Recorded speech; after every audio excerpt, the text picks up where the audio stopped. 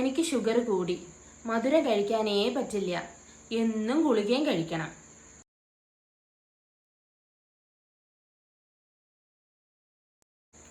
നമസ്കാരം, എല്ലാ പ്രിയപ്പെട്ടവർക്കും എൻ്റെ പുതിയൊരു വീഡിയോയിലേക്ക് സ്വാഗതം. ഞാൻ ഡോക്ടർ ആതിര IS. ഇന്ന് നമ്മുടെ നാട്ടിൽ പ്രായഭേദമന്യേ ഭൂരിഭാഗം ആളുകളെയും അലട്ടുന്ന ഒരു പ്രധാന പ്രശ്നത്തെക്കുറിച്ചാണ് നമ്മൾ ഇന്ന് സംസാരിക്കുന്നത്. പ്രമേഹം അഥവാ ഡയബറ്റിക്സ്. എനിക്ക് ഷുഗർ കൂടി, മധുരം കഴിക്കാനേ പറ്റില്ല, എന്നും ഗുളികയും കഴിക്കണം എന്നിങ്ങനെ സങ്കടപ്പെടുന്ന ഒരുപാട് പേരെ നമ്മൾ എന്നും കാണാറുണ്ട്. എന്നാൽ എന്താണ് യഥാർത്ഥത്തിൽ ഈ പ്രമേഹം? ആയുർവേദം ഇതിനെ എങ്ങനെയാണ് കാണുന്നത്? സാധാരണക്കാർക്ക് മനസ്സിലാകുന്ന രീതിയിൽ ലളിതമായി ഇതിനെക്കുറിച്ച് പറഞ്ഞു തരാനാണ് ഒരു ആയുർവേദ ഡോക്ടർ എന്ന നിലയിൽ ഞാൻ ഇന്ന് നിങ്ങളുടെ മുന്നിൽ എത്തിയിരിക്കുന്നത്. ഈ വീഡിയോ പൂർണ്ണമായി കാണുക, കാരണം പ്രമേഹത്തെ പേടിക്കേണ്ടതില്ല. കൃത്യമായ അറിവിലൂടെ നമുക്കിതിനെ നിയന്ത്രിക്കാനാവുന്നതാണ്. വീഡിയോയിലേക്ക് കടക്കുന്നതിന് മുൻപ് ഈ ചാനൽ നിങ്ങൾ ആദ്യമായിട്ടാണ് കാണുന്നതെങ്കിൽ ഒന്ന് സബ്സ്ക്രൈബ് ചെയ്യാൻ മറക്കരുത്. പോകാം വീഡിയോയിലേക്ക്.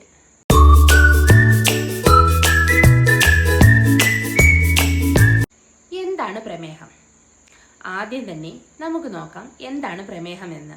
നമ്മൾ കഴിക്കുന്ന ഭക്ഷണം ദഹിച്ച് ശരീരത്തിന് ഊർജം നൽകുവാനായിട്ട് ഗ്ലൂക്കോസായി മാറുന്നു.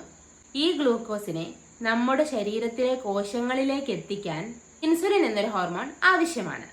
ഇത് നമ്മുടെ പാൻക്രിയാസ് ആണ് നിർമ്മിക്കുന്നത്. എന്നാൽ ഈ ഇൻസുലിൻ കൃത്യമായി ഉണ്ടാകാതിരിക്കുകയോ അല്ലെങ്കിൽ ഉള്ള ഇൻസുലിനെ ശരീരം ശരിയായി ഉപയോഗിക്കാതിരിക്കുമ്പോഴോ രക്തത്തിൽ ഗ്ലൂക്കോസിന്റെ അളവ് കൂടുന്നു. ഇതിനെയാണ് നമ്മൾ പ്രമേഹം എന്ന് പറയുന്നത്. ആയുർവേദത്തിൽ ഇതിനെ മധുമേഹം എന്ന് പറയുന്നു. ഇതാണ് പ്രമേഹമുണ്ട് എന്നുള്ളവരുടെ ലക്ഷണങ്ങൾ. നമുക്ക് പ്രമേഹമുണ്ടോ എന്നെങ്ങനെ നമ്മൾ സംശയിക്കുമെന്ന് നോക്കാം. അതിനായി ശരീരം ചില ലക്ഷണങ്ങൾ കാണിക്കും. അത് നമുക്കൊന്ന് പരിചയപ്പെടാം. ഒന്നാമത്തേത് അമിതമായ ദാഹം. എത്ര വെള്ളം കുടിച്ചാലും ദാഹം മാറില്ല. രണ്ടാമത്തേത് അടിക്കടിയുള്ള മൂത്രമൊഴിക്കൽ. പ്രത്യേകിച്ച് രാത്രി സമയങ്ങളിൽ പലതവണയായിട്ട് മൂത്രമൊഴിക്കാൻ എഴുന്നേൽക്കേണ്ടി വരും. മൂന്നാമത്തേത് കൂടിയ വിശപ്പും ക്ഷീണവും. നന്നായി ഭക്ഷണം കഴിച്ചാലും എപ്പോഴും കടുത്ത ക്ഷീണം അനുഭവപ്പെടും. നാലാമത്തെ ലക്ഷണം കാരണമില്ലാതെ വണ്ണം കുറയുന്നത്. അഞ്ചാമത്തെ ലക്ഷണം മുറിവുകൾ ഉണങ്ങാൻ വളരെ താമസിക്കും. ഇങ്ങനെയുള്ള ലക്ഷണം കാണിക്കുകയാണെങ്കിൽ ഒട്ടും വൈകിക്കാതെ അടുത്ത് തന്നെ ഒരു ഡോക്ടറെ കാണിച്ച് രക്തം പരിശോധിക്കേണ്ടതാണ്. ആയുർവേദത്തിലെ കാഴ്ചപ്പാടും കാരണങ്ങളും പറയാം. ആയുർവേദ പ്രകാരം പ്രമേഹം വരുവാനുള്ള മെയിൻ കാരണം നമ്മുടെ തെറ്റായ ജീവിതശൈലിയും ഭക്ഷണ രീതിയുമാണ്.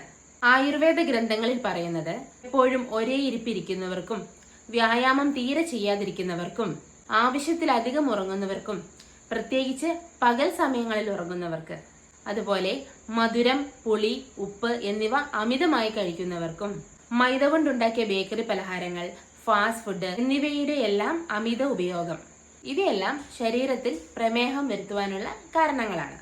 അതുകൊണ്ട് പ്രമേഹം എന്നത് ഒരു രോഗമല്ല, അതൊരു ലൈഫ് സ്റ്റൈൽ ഡിസീസ് ആണ്.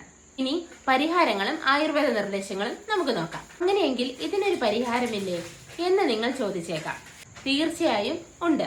പ്രമേഹ നിയന്ത്രണത്തിന് 3 കാര്യങ്ങളാണ് പ്രധാനം: ഭക്ഷണം, ഔഷധം, വ്യായാമം. ഭക്ഷണ നിയന്ത്രണം എങ്ങനെയാണെന്ന് നമുക്ക് നോക്കാം.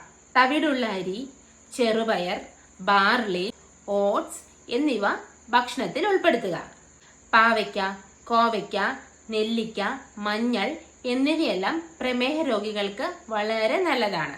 മധുര പലഹാരങ്ങൾ, ചായയിൽ ഉപയോഗിക്കുന്ന പഞ്ചസാര, മൈദ എന്നിവയെല്ലാം പൂർണ്ണമായി ഒഴിവാക്കുകയോ പരമാവധി കുറവാക്കുകയോ ചെയ്യാം. വ്യായാമം. ദിവസവും കുറഞ്ഞത് 30 മിനിറ്റ് എങ്കിലും വേഗത്തിൽ നടക്കുക. യോഗ ചെയ്യുന്നതും വളരെ നല്ലതാണ്. ഇത് ശരീരത്തിലെ ഇൻസുലിൻ പ്രവർത്തനക്ഷമമാക്കാൻ സഹായിക്കുന്നു.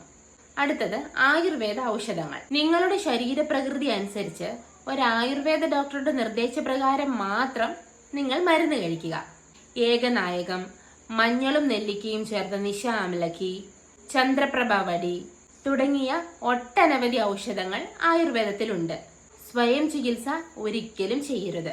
ചുരുക്കത്തിൽ പറഞ്ഞാൽ പ്രമേഹത്തെ നമ്മൾ ഭയപ്പെടേണ്ടതില്ല. കൃത്യമായ ഭക്ഷണക്രമത്തിലൂടെയും വ്യായാമത്തിലൂടെയും നല്ലൊരു ആയുർവേദ ഡോക്ടറുടെ മേൽനോട്ടത്തിലുള്ള ചികിത്സയിലൂടെയും നമുക്ക് പ്രമേഹത്തെ പൂർണ്ണമായും നിയന്ത്രിക്കാനാകും. അതിന്റെ പാർശ്വഫലങ്ങളിൽ നിന്നും ശരീരത്തെ സംരക്ഷിക്കുവാനും സാധിക്കും. നിങ്ങളുടെ ആരോഗ്യം നിങ്ങളുടെ കൈകളിലാണ്. ഈ വീഡിയോ നിങ്ങൾക്ക് ഉപകാരപ്രദമായി എന്ന് ഞാൻ കരുതുന്നു. സംശയങ്ങൾ താഴെ കമന്റ് ചെയ്യാം, ഞാൻ മറുപടി തരുന്നതായിരിക്കും. നിങ്ങളുടെ സുഹൃത്തുക്കൾക്കും ബന്ധുക്കൾക്കും ഈ അറിവ് ഷെയർ ചെയ്ത് നൽകുക. മറ്റൊരു നല്ല ആരോഗ്യ വിവരവുമായി വീണ്ടും കാണാം. നന്ദി, നമസ്കാരം.